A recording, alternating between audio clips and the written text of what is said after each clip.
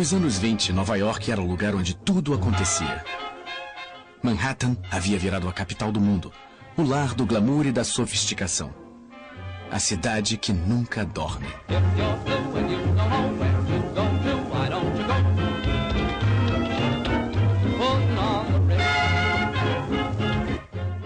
Lá, jovens dançavam jazz e pessoas se tornavam milionárias da noite para o dia. Come with me and we'll attend their jubilee and see them spend their last bit putting on the Ritz. Foi a festa mais duradoura dos tempos modernos. Putting on the Ritz.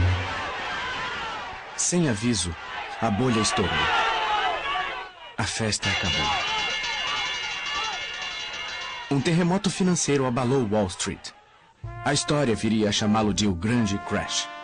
E ele traumatizou a nação americana. Milhares de empresas quebraram. Milhões de pessoas perderam seus empregos. Homens orgulhosos encaravam a humilhação do auxílio à pobreza e da sopa comunitária. Famílias que perderam suas posses foram viver em favelas, a um passo dos símbolos de riqueza. Como os Estados Unidos cresceram e caíram tão rapidamente? Como a locomotiva do mundo ocidental se pôs de joelhos em 1929.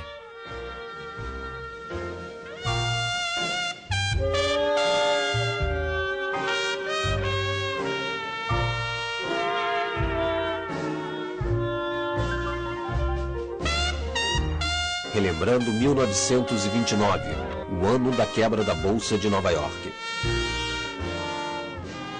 A ascensão dos Estados Unidos como potência global começou com sua participação na Primeira Guerra Mundial, de onde emergiram como a nação mais próspera da Terra. No início, os americanos não queriam participar da disputa entre impérios rivais europeus. Em uma posição de neutralidade com laços históricos com a Inglaterra e a França, os Estados Unidos lucravam muito vendendo armas, munição e alimentos para os dois países. E não eram só os comerciantes de armas que ficavam ricos. Os funcionários das fábricas ganhavam bônus generosos. Além disso, o governo americano precisava de uma vitória dos aliados para proteger os 3 bilhões de dólares que financiavam a guerra. Para o presidente Woodrow Wilson, um democrata que se opunha à guerra, a questão da neutralidade era um dilema.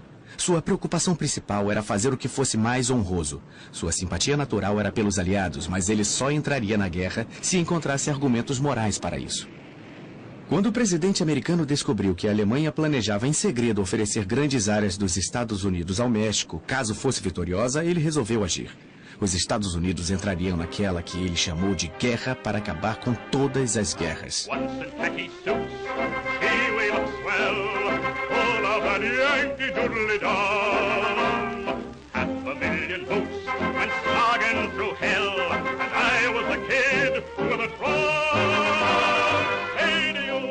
No verão de 1917, as tropas americanas rumaram para os campos de batalha europeus. Johnny, get your gun, get your gun, get your gun.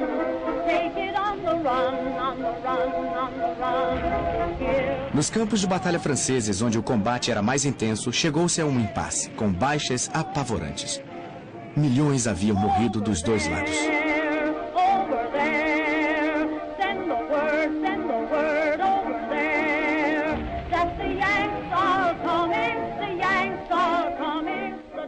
Em 2 meses, os americanos mandaram 2 milhões de recrutas bem dispostos e bem armados para ajudar os já exaustos aliados. O dinâmico reforço dos Yankees foi decisivo.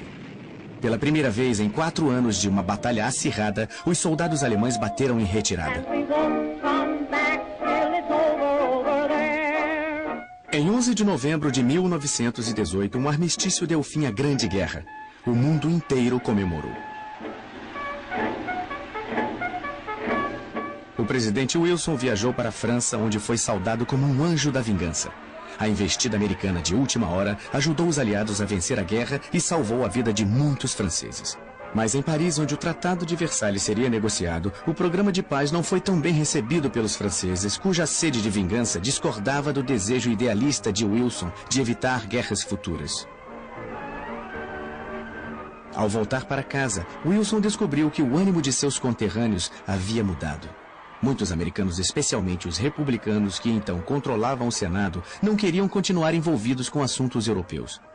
Os Estados Unidos não assinaram o Tratado de Versalhes e a derrota democrata nas eleições presidenciais de 1920 marcou o fim de Wilson e de sua busca pela paz mundial.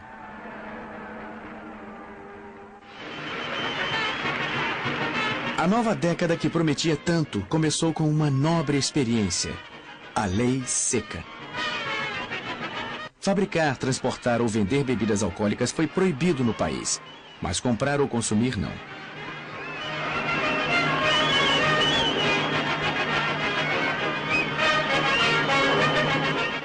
Por todo o território americano, milhares de litros de bebida alcoólica foram jogados fora. Pela primeira vez na história, uma nação ocidental votou a favor da Lei Seca, uma lei que se mostrou impossível de ser aplicada.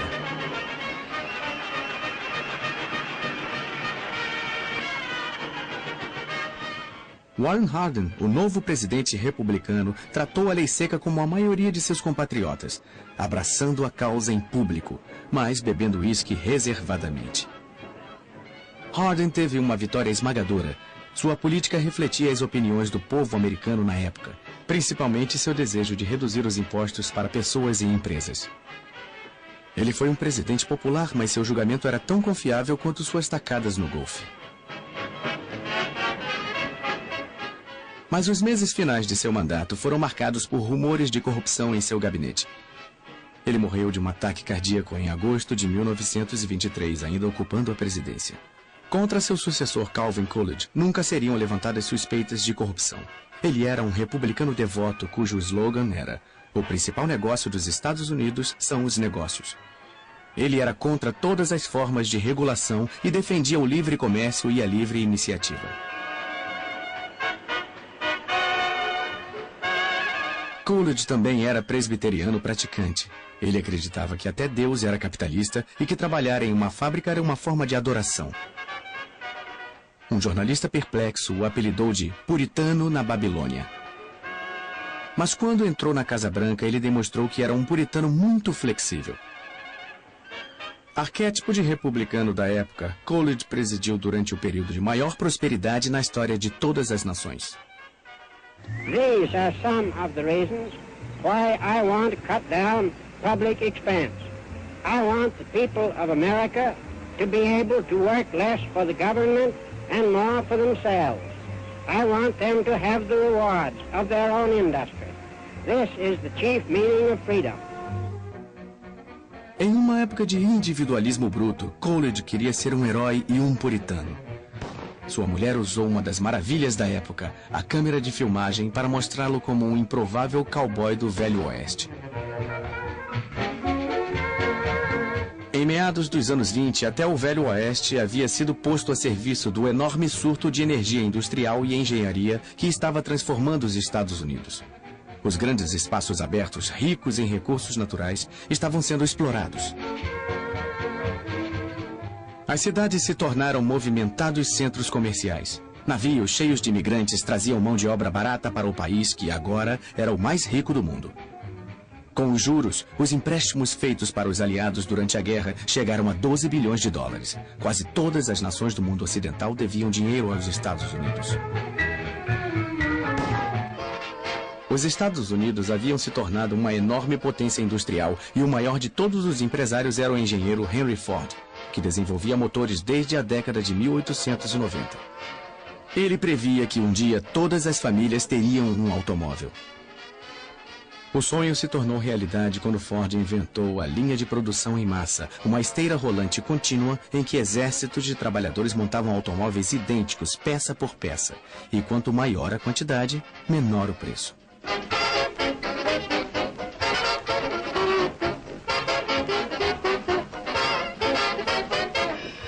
Quando Ford apresentou o sistema pela primeira vez em 1913, um único carro levava 12 horas e meia para ser montado. Ao final dos anos 20, uma unidade do Ford modelo T saía da fábrica a cada 24 segundos.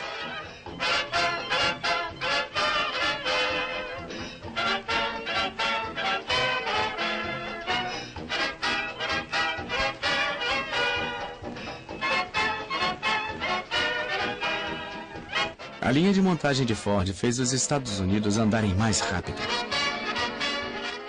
O modelo T, ou Ford Bigode, como foi carinhosamente apelidado, mudou a vida da população e mudou os próprios Estados Unidos. Ele era robusto, charmoso e fácil de dirigir.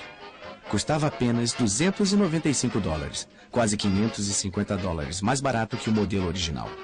E graças a outra invenção americana, o pagamento em parcelas, a maioria das famílias podia comprar um. Até 1924, 10 milhões haviam sido vendidos.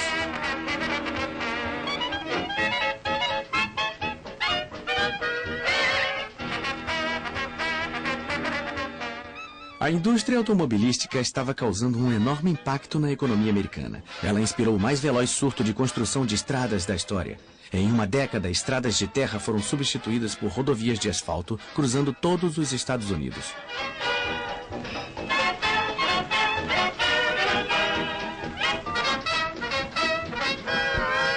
Surgiram postos de gasolina aos milhares e a sede por gasolina levava a indústria petrolífera a gerar lucros inacreditáveis. A indústria automobilística usava 96% do petróleo do país, 80% da borracha e 20% do aço. Em 1928, havia 9 automóveis para cada 10 famílias. A produção em massa acelerou a fabricação e cortou os custos.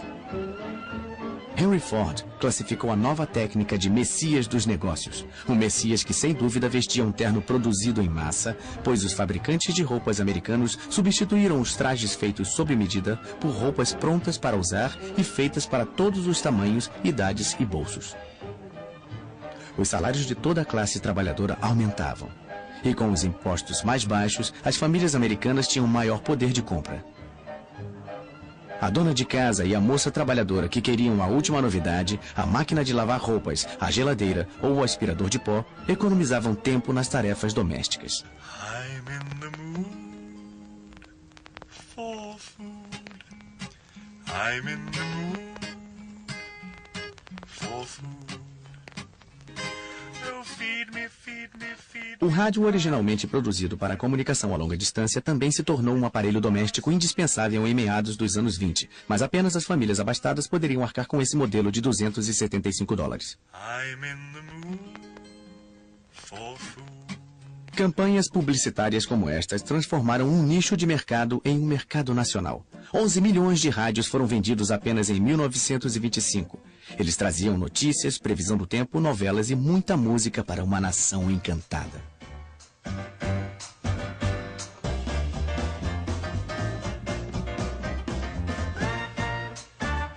Como o rádio, o gramofone trouxe uma nova possibilidade a milhões de pessoas, levando música portátil e instantânea para uma nova geração de mulheres jovens, liberais e por dentro da moda.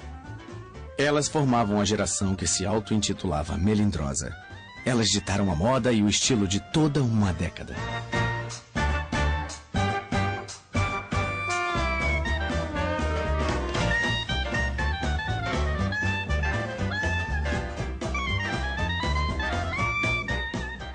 O recém-surgido ramo da propaganda as adorava.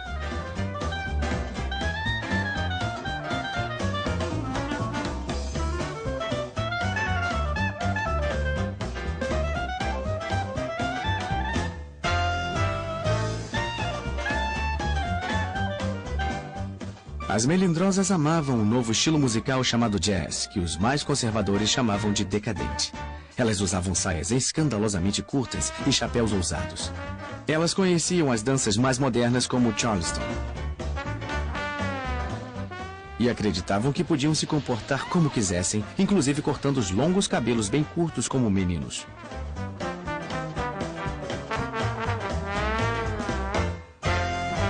Festas animadas que duravam noites inteiras eram seu habitat natural.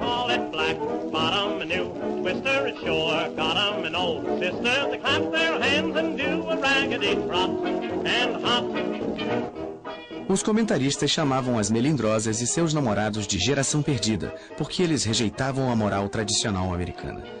Mais rebeldes que nunca, adoravam consumir o fruto proibido, o álcool. O consumo ilegal de álcool já era generalizado e estima-se que havia nos Estados Unidos 32 mil bares clandestinos pertencentes a gangsters que conduziam seus prósperos estabelecimentos sem pagar nenhum imposto. E esses eram só os bares de mais alto nível. O número de bares ilegais de fundo de quintal que vendiam bebida barata e embriagante era de centenas de milhares.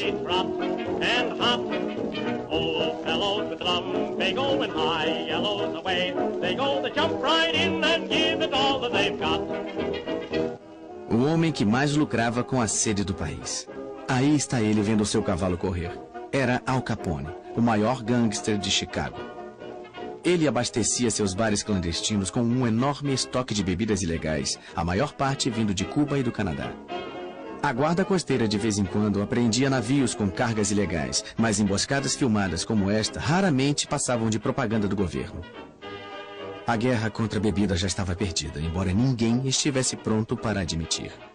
Muito menos os cidadãos religiosos do meio oeste americano, cujo representante preferido era um pastor apocalíptico chamado Billy Sunday, que odiava álcool, mas adorava dinheiro. According to our standard of gold and silver, Abraham was worth $1.5 billion. David was worth $3 billion. Solomon was worth $5 billion. Solomon could have hired Andrew Carnegie for a butler, J. Pierpont Morgan to cut his lawn, and Andrew Mellon for a chauffeur, and John D. to black his boots. America needs a tidal wave of the old-time religion. And I want to take a pledge in this audience to join me in a pledge that you will never rest until this old God-hating, Christ-hating, whiskey-soaked, Sabbath-breaking, blaspheming, infidel, bootlegging old world is bound to the cross of Jesus Christ by the golden chains of love. A corrente dourada de amor não podia ser encontrada nos estados do sul dos Estados Unidos. Lá, todas as classes, e negros e brancos, ficaram de fora da prosperidade do norte. Os preços das colheitas caíram, e aqueles que temiam perder tudo procuravam alguém para culpar. Seus olhos encapuzados caíram sobre os judeus, os estrangeiros e principalmente os americanos negros. Numa época em que os Estados Unidos eram admirados em todo o mundo pela vitalidade de sua liberdade e pelo modo como recebiam os pobres e famintos da Europa, havia um exército sinistro de racistas radicais que se auto-intitulavam Ku Klux Klan, marchando pela capital do país sem que ninguém se pronunciasse contra eles.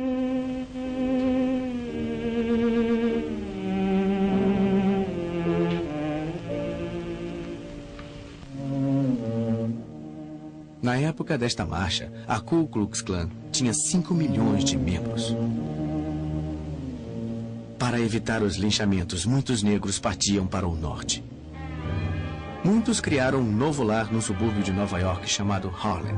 Have you seen the well-to-do upon Lenox Avenue, on that famous thoroughfare, with their noses in the air, high hats and colored collars, white spats and $15, spending every dime for a wonderful time. If you're blue and you don't know where to go to, why don't you go where Harlem blitz, putting on the Ritz. A era do jazz, que havia começado em Nova Orleans, lançou novas e sofisticadas raízes no elegante gueto afro-americano. If you're blue and you don't know where to go to, why don't you go where Harlem blitz, putting on the Ritz. Well, that's where each and every Lulu Belle goes, every Thursday evening with her swell bows, rubbing elbows. Come with me and we'll attend their jubilee and see them spend their last 2 bits, putting on the Ritz. A música mais empolgante da época chegava à casa dos americanos através de um novo meio de comunicação, o rádio, e seu ritmo ecoava alegremente pelo mundo.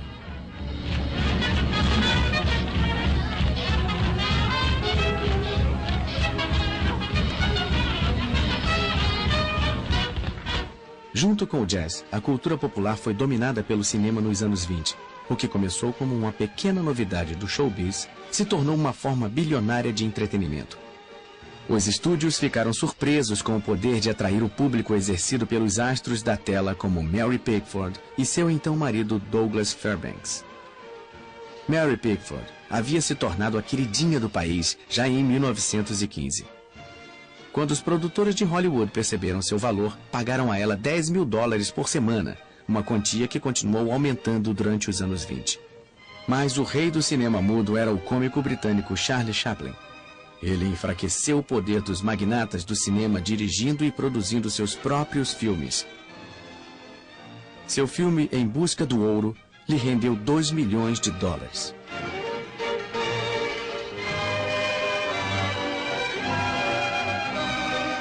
Rodolfo Valentino, o amante latino, conquistou os corações femininos como o Shake.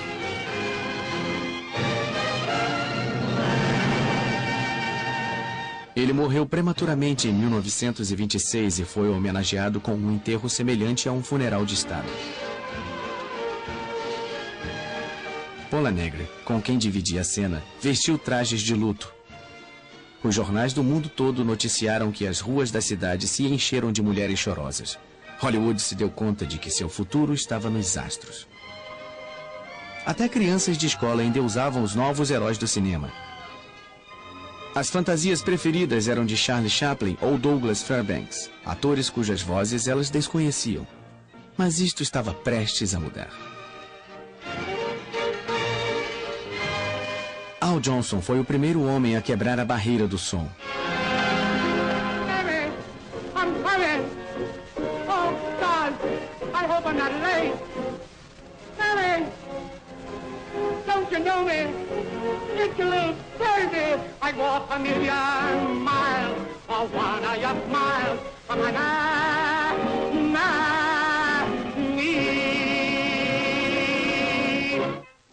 O cinema falado foi lançado pelo maior astro de teatro vaudeville num filme chamado O Cantor de Jazz, cujo sucesso não durou apenas uma noite, como muitos haviam previsto. Um ano depois, 9 mil cinemas exibiam filmes falados.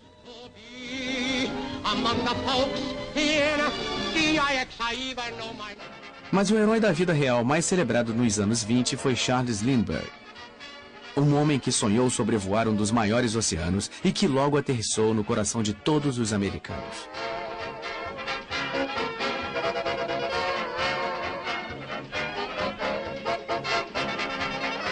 Ele decolou em Nova York na primavera de 1927 em um frágil monoplano chamado Spirit of St. Louis, na intenção de ser o primeiro aviador a sobrevoar sem escalas o Oceano Atlântico e receber um prêmio de $25 mil. Ele desapareceu por 33 horas e milhões de americanos seguiram seu progresso através do rádio e dos jornais. Quando alcançou a costa da Irlanda, ele foi avistado por fazendeiros e uma mensagem de rádio avisou ao mundo que Lindbergh ainda estava no ar. Lindbergh pousou em Paris em uma pista marcada por luzes que o deslumbraram. Sua fama súbita parecia simbolizar o espírito de uma era e seu galante exemplo abria as portas do mundo da aviação para incríveis maravilhas modernas.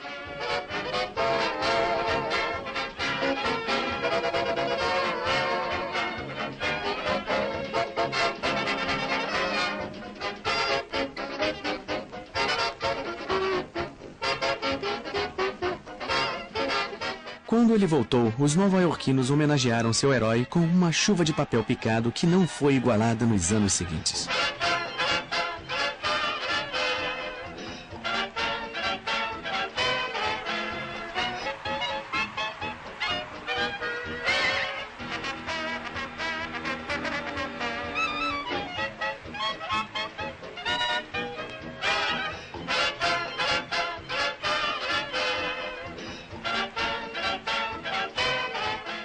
Ruth Elder, uma aviadora com aparência de estrela do cinema, sonhava repetir o feito de Lindbergh.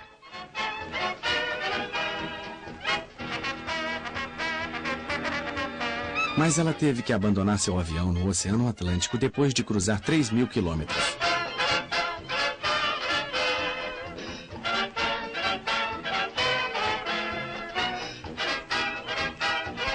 Pilotos mulheres, as aviadoras, como eram chamadas, conquistaram seu espaço em um universo masculino e desafiavam os homens até as últimas consequências. No mesmo nível de celebridade de Lindbergh estava Babe Ruth, o jogador de beisebol mais dinâmico daqueles tempos. Ele era um sujeito grandão com pernas finas que melhorava a cada ano. Seu recorde de 60 home runs para os Yankees de Nova York no campeonato de 1927 continuou intacto por mais de 30 anos. Ele tinha um salário anual de $52 mil, 3 vezes mais que o seu rival mais próximo. Mas o maior desportista dos anos 20 em termos de público foi o boxeador Jack Dempsey. Ele protagonizou o mais próximo. Mas o maior desportista dos anos 20 em termos de público foi o boxeador Jack Dempsey. Ele protagonizou 2 lutas com o belo Gene Tunney. Eles eram chamados de O Belo e a Fera. Cada uma das lutas assistidas por um número inédito de pessoas gerou uma bilheteria milionária. Dempsey perdeu os 2 confrontos, mas como muitos americanos durante o boom dos anos 20, ele fez uma fortuna. Mas em uma década sedenta de novos heróis, ele foi visto como um derrotado e se aposentou em 1929. Talvez o gigante do esporte mais popular da década de 20, e ele era diferente dos outros, tenha sido Bob Jones, o gênio do golfe que nunca jogou por dinheiro. Ele continuou como um amador durante toda a sua brilhante carreira e não estava interessado na fama. Ele não parecia nem interessado em vitórias, mas vencia ano após ano nos Estados Unidos e na Inglaterra com uma tacada tão sublime como um passo de dança.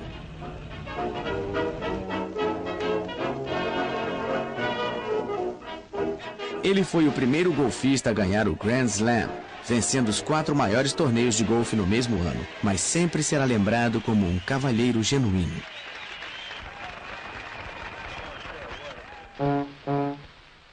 Henry Ford foi o grande industrial da época, mas ele era bem-sucedido e frio demais para ser considerado um cavalheiro. Ele conheceu o aumento da concorrência com a General Motors e a Chrysler, e embora tivesse vendido 15 milhões de modelos T, as vendas estavam caindo em 1927. E o carro agora parecia antiquado. Só havia modelos pretos, mas logo as ruas foram invadidas por um novo automóvel. Henry Ford abalou a concorrência com uma versão repaginada do amado Ford Bigode, chamado Modelo A. Para isso, ele agiu como um tirano, pois dispensou 60 mil empregados por 60 dias sem salário, enquanto construía uma nova fábrica. Lay off, people. Lay off, folks. None of your sarcastic jokes, cause Henry's made a lady out of Lizzie. Have you seen her? Ain't she great? She's something you'll appreciate. I'm sure you understand just what I mean. Why, everybody, everywhere is falling for her now. I'm talking about the new Ford, and boy, she is a wow. Lay off, people, lay off, folks. None of your sarcastic jokes, cause Henry's made a lady out of Lizzie. She once had rattles in her wheel, but now she's full of sex appeal, cause Henry's made a lady out of Lizzie. O modelo A também virou um sucesso de vendas. O crédito fácil ajudou os motoristas a substituírem os Fords Bigode pelo novo modelo. Na época, quase todos os carros já eram vendidos a crédito e quase todo mundo estava endividado. Bancos e agências emprestavam dinheiro rapidamente sem fazer muitas perguntas. Nos anos 20, a única coisa que os americanos gostavam mais do que os carros era da emocionante especulação no mercado de ações. No período de 1927 a 1929, muitos americanos ficaram obcecados com Wall Street, contagiados pela febre dos investimentos, já que o valor das ações continuava subindo. O crédito instantâneo fazia com que auxiliares de escritório, secretários, donas de casa, mineradores e mensageiros pudessem investir em ações pela primeira vez. Qualquer um podia comprar na margem, a crédito, com empréstimos de seu corretor. Em 1927, no auge do comércio de ações, 577 milhões de títulos foram negociados. Em 1928, Calvin Coolidge decidiu não concorrer a um segundo mandato como presidente. Suas realizações foram poucas, mas ele continuava popular porque durante seu governo, o nível de vida da maioria dos americanos nunca havia sido tão bom. Aos olhos do povo, ele era um ótimo presidente. Mas enquanto a economia continuava em ascensão, uma perturbadora corrente se escondia por baixo da prosperidade. O crédito instantâneo e o fato de o governo se recusar a regular a bolsa de valores, que estava fora de controle, anunciavam um desastre iminente. E muitos países europeus enfrentavam dificuldades para pagar suas dívidas de guerra com os Estados Unidos. A ascensão republicana continuou sob o comando de Herbert Hoover, que tinha sido secretário do Comércio desde 1920 e que muitos chamavam de arquiteto da prosperidade. Ele queria realizar um mandato ainda mais cheio de prosperidade e progresso. Durante a campanha presidencial de 1928, Herbert Hoover previu que os abrigos para pobres estavam quase em extinção e disse que os Estados Unidos estavam mais próximos de acabar com a pobreza do que jamais havia estado qualquer nação na história. Hoover representava o sonho americano. Aos 40 anos, ele havia se tornado multimilionário. Ou seja, ele sabia lidar com dinheiro. Mas seu próprio sucesso o levou a acreditar que todo homem deveria ser responsável pelo seu próprio bem-estar. O governo, disse ele, não deve interferir na vida das pessoas. Quando Hoover assumiu o poder na Casa Branca, ele prometeu extinguir a cultura dos bares clandestinos que os gangsters haviam criado em todos os Estados Unidos. Ele queria exterminar os grandes chefes de quadrilha como Al Capone, que havia acumulado uma fortuna de $30 milhões em 1927. Capone virou uma espécie de celebridade e até as torcidas dos jogos de beisebol o reverenciavam. Mas a violência aumentou. No Dia dos Namorados de 1929, Capone mandou seus pistoleiros para uma garagem de Chicago. 7 membros de uma gangue rival foram executados. Esta filmagem é uma reconstituição do massacre, mas as fotos contam por si só essa terrível história. Os assassinatos a sangue frio comprometeram o status de celebridade de Al Capone. Em 1931, Capone foi julgado por sonegação, por não pagar impostos sobre os lucros de suas atividades ilegais. Ele foi condenado e passou anos na prisão de Alcatraz.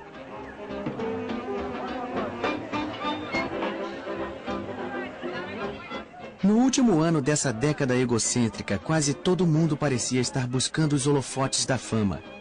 E se você fosse uma garota bonita, sempre haveria uma chance de conquistar o estrelato como rainha da beleza.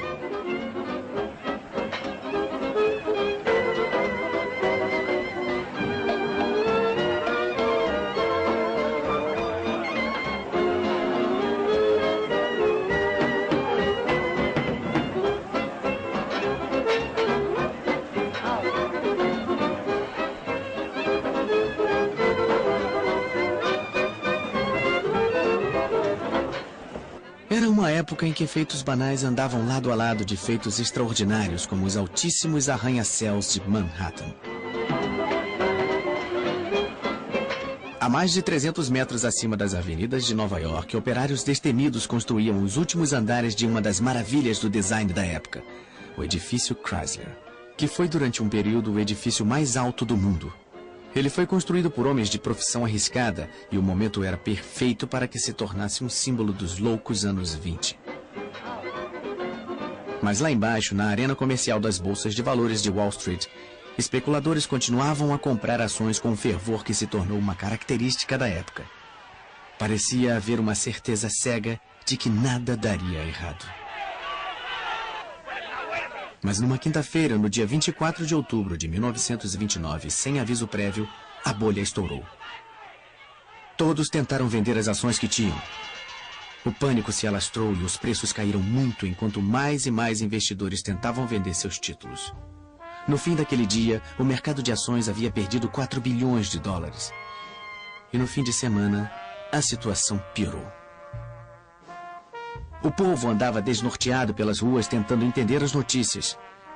Muitos corretores que venderam suas ações na margem haviam feito empréstimos nos bancos. Os bancos começaram a exigir o pagamento dos empréstimos.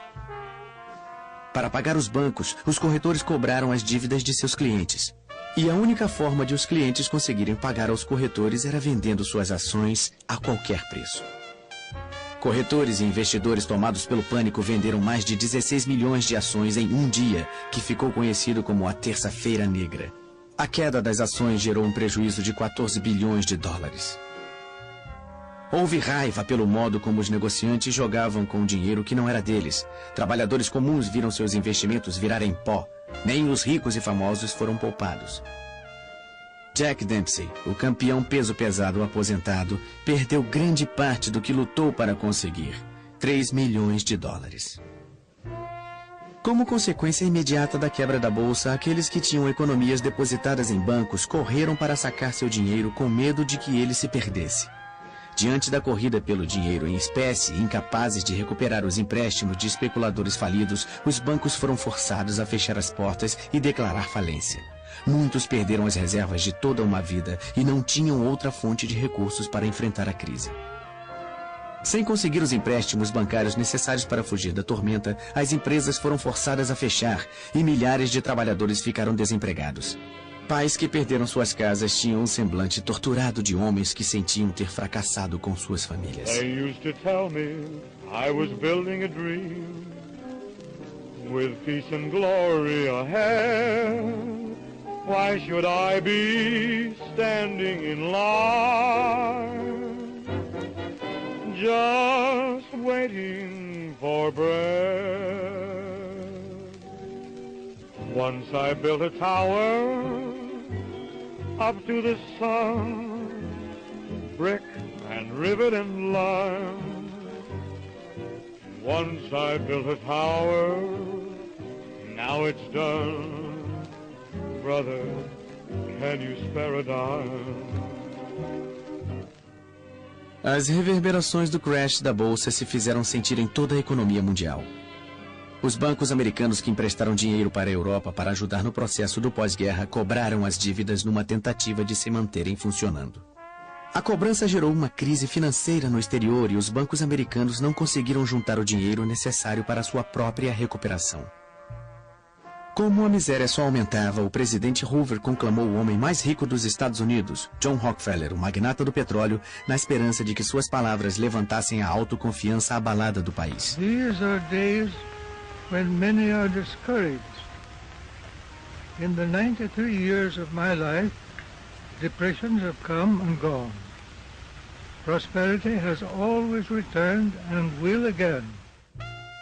Hoover teimosamente insistiu que a maré ruim era temporária.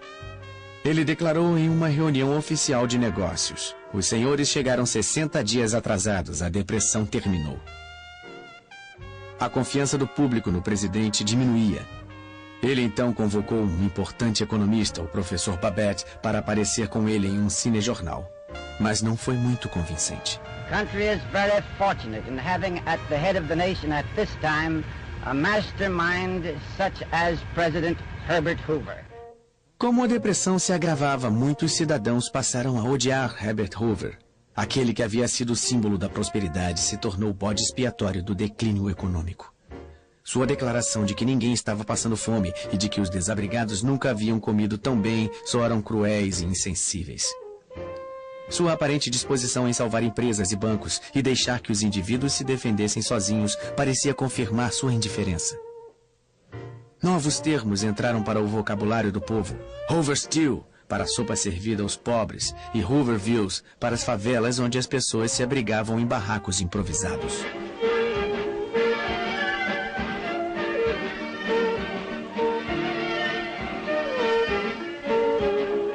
Jovens casais desesperados disputavam cansativas maratonas de dança em que o par que resistisse até o fim levava para casa um prêmio em dinheiro.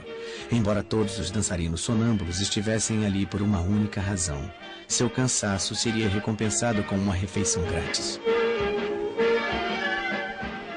O país mais rico da face da terra não conseguia alimentar todos os seus cidadãos.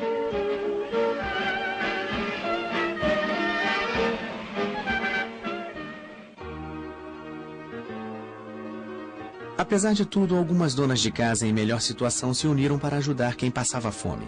Elas compravam uma certa quantidade de mantimentos e doavam para as famílias necessitadas uma porção que era distribuída por equipes de voluntários. Share a Meal, como era chamado o movimento, era um sistema arbitrário que não tinha o apoio do governo. O presidente achava que não precisava de ajuda e estava certo de que a recuperação ocorreria em breve. Para dizer isso, ele convocou o economista Roger Babson. Everything indicates that general business has turned the corner. I go further and say that 1931 should offer the greatest opportunities of any year for a generation. A previsão estava terrivelmente enganada. O clima era um mau sinal de que tempos piores estavam por vir.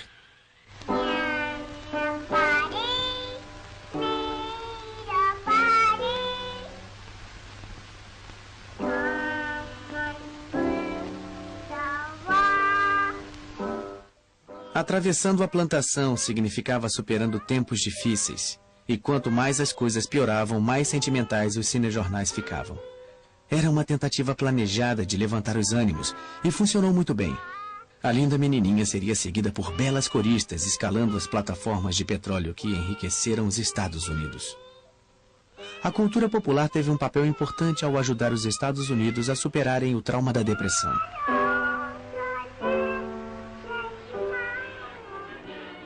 Na virada da década, a forma de entretenimento mais popular era o cinema. A maioria dos americanos assistia a pelo menos um filme por semana. A bilheteria semanal chegava a 100 milhões de espectadores. Nos 5.000 filmes produzidos durante os anos da depressão, as plateias eram transportadas a um mundo onde as dificuldades financeiras eram praticamente desconhecidas. Os cinejornais também lembravam aos americanos que, por mais assustador que parecesse o futuro, nenhuma nação havia realizado tanto quanto os Estados Unidos. Apesar da depressão, a engenhosidade americana continuava a crescer. O Empire State Building se tornou o prédio mais alto e grandes navios transatlânticos continuavam a ser construídos. 75 miles from the Statue of Liberty. Como a lei seca havia proibido o uso de champanhe nos lançamentos, fazia-se um coquetel com a água de cada um dos 7 mares. To the right here we have the First Lady of the land, all ready to splash the bottles containing the waters of the 7 seas and the 2 canals against the prow of the President Hoover. Bottle and go hanging there in midair on the silk cord, the red, white and blue colors. Havia uma triste ironia em batizar o navio de Presidente Hoover, pois no momento de seu lançamento, a presidência de Hoover estava afundando, juntamente com a reputação de distintos economistas, cujos pronunciamentos rebuscados foram parodiados pelo humorista Robert Benchley. The depression is over. Better business conditions are just around the corner. And when I say just around the corner, I mean just around the corner. If you will look at this chart which I have here, you will see more what I mean. Our trade balance was 3.9.6.4, which naturally led to speculation in shorts. Under such circumstances, it is little wonder that people did not know whether they were coming or going. Very often they were doing both. As verdadeiras estatísticas contam sua história. Do auge da prosperidade em 1929 às profundezas da depressão em 1932, 9.000 bancos quebraram ou fecharam as portas. 100.000 empresas faliram. O produto interno bruto foi reduzido de 80 bilhões de dólares em 1929 à metade, 40 bilhões em 1932. O desemprego aumentou de 3,2% para 25%. Pelo menos 1 em cada 4 trabalhadores não tinha emprego.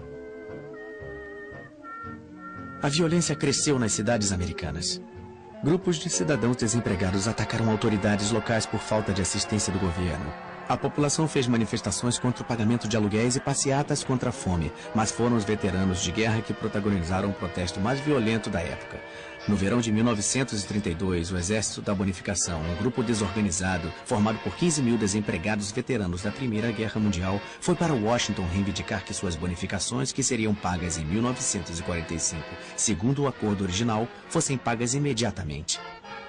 Nós fomos heróis em 1917, mas agora somos vagabundos, disse amargamente um veterano. Quando a passeata voltou para o acampamento, o presidente Hoover convocou as tropas de choque lideradas pelo general Douglas MacArthur e pelo major Dwight Eisenhower para evacuar a área. O conflito que se iniciou deixou centenas de manifestantes feridos. As imagens dos cinejornais registraram um espetáculo perturbador do exército dos Estados Unidos disparando contra cidadãos americanos. Os veteranos voltaram mais tarde tomando as escadas do Capitólio enquanto cantavam "Vamos mostrar a eles que somos americanos".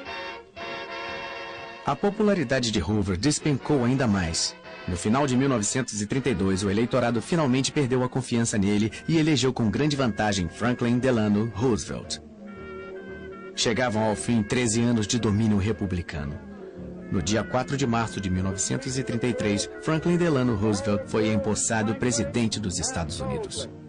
Roosevelt convenceu a população de que a depressão poderia ser vencida e deu ao público de todo o país um slogan memorável.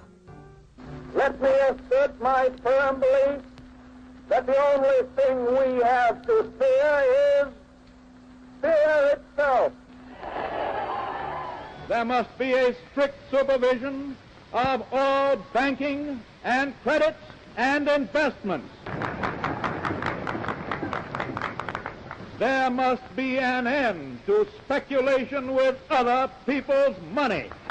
O primeiro ato do novo presidente foi tomar as rédeas do sistema bancário, que estava fora de controle. Ele fechou todos os bancos do país por 4 dias para que fosse realizada a análise de suas contas. Só puderam retornar suas atividades os bancos que tinham gerenciado corretamente suas contas e dispunham de suficiente dinheiro em espécie. No dia 12 de março, em sua primeira conversa ao pé da lareira, Roosevelt falou diretamente ao povo americano e lhe assegurou de que os bancos estavam seguros e não havia mais motivo para os cidadãos sacarem suas economias. Quando os bancos reabriram na semana seguinte, foi depositado mais dinheiro do que havia sido sacado anteriormente. A crise bancária havia terminado.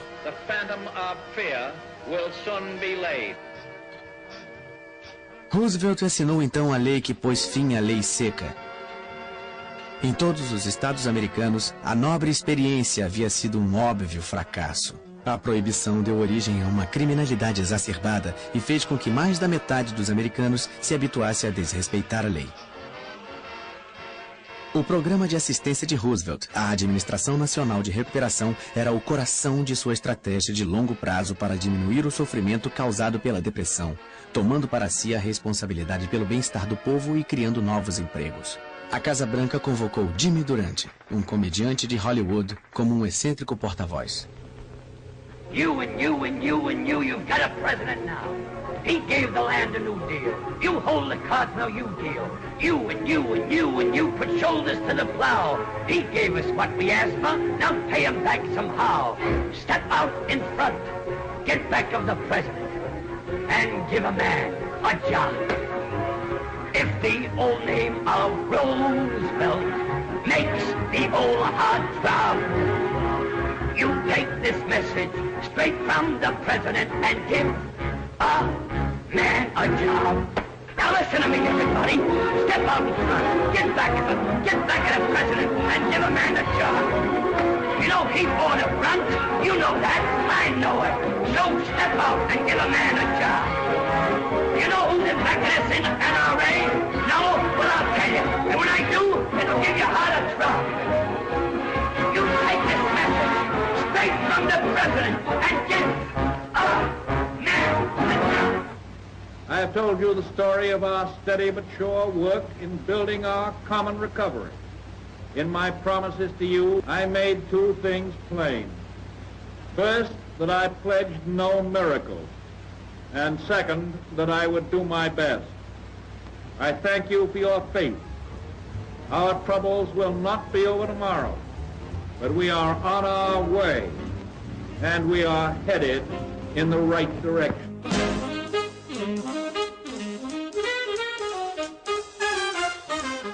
Franklin Roosevelt não encontrou uma solução imediata para a Grande Depressão, mas com a força de sua personalidade, ele trouxe esperança e estabilidade para os angustiados Estados Unidos.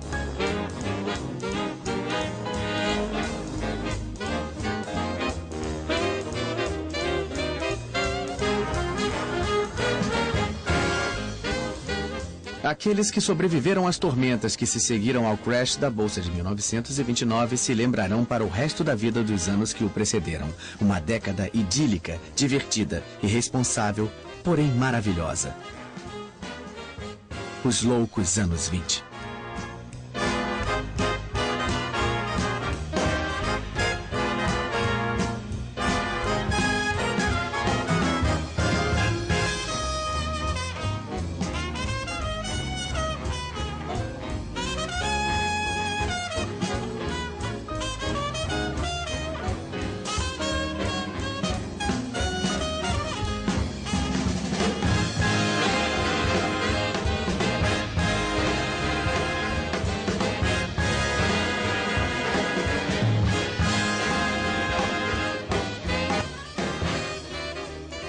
Versão brasileira, Bravo Studios. Distribuição, Sinapse.